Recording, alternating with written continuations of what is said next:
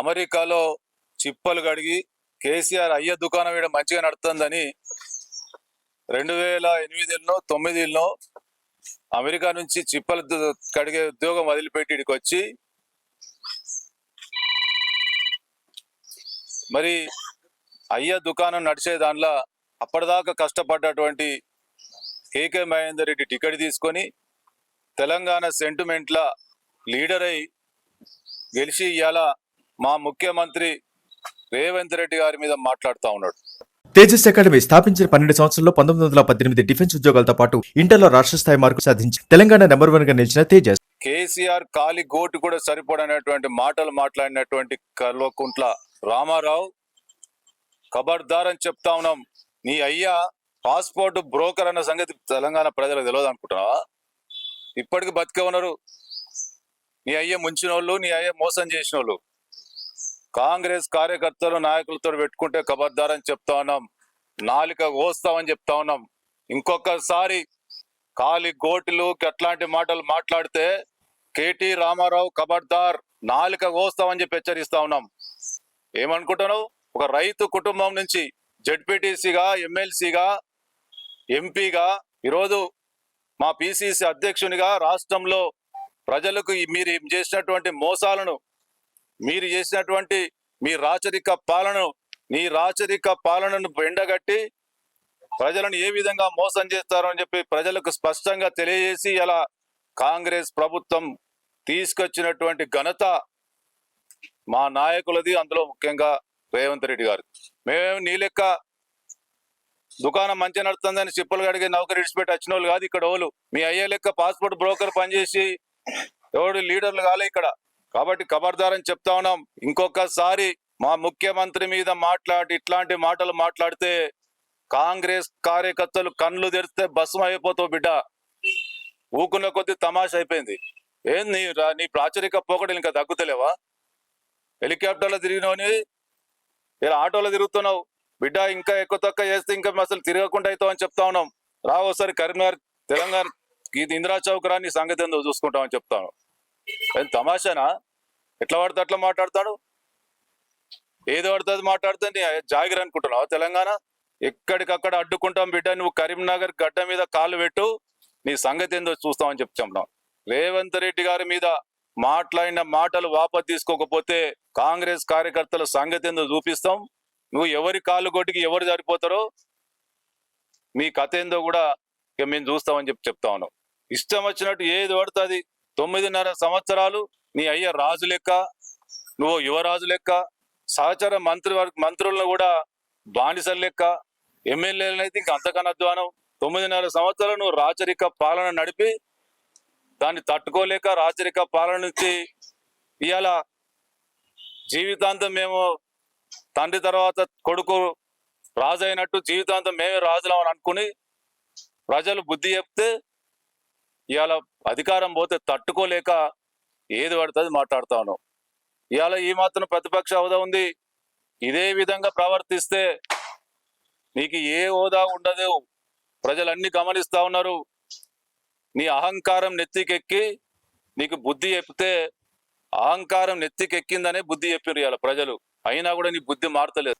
ఇప్పటికైనా బుద్ధి మార్చుకోకపోతే కాంగ్రెస్ కార్యకర్తలు చూస్తూ ఊరుకోరు. ఖబర్దార్ అని చెప్తా ఉన్నాం. ఒక ముఖ్యమంత్రిని ఇవాళ గత 50 రోజులుగా ప్రజల మన్ననలు పొందుకు ఇలా ప్రజాపాలన కొనసాగిస్తూ ఈ రాష్ట్రానికి 40,000 కోట్ల పెట్టుబడులు తీసుకురావడమే కాకుండా 2 గ్యారెంటీలను అమలుపరిచి మళ్ళీ 2 గ్యారెంటీలను ఫిబ్రవరి మొదటి వారంలో అమలు పరిచేటువంటి చిత్తశుద్ధితోటి నడుస్తున్నటువంటి ఈ ప్రభుత్వాన్ని జీర్ణించుకోలేక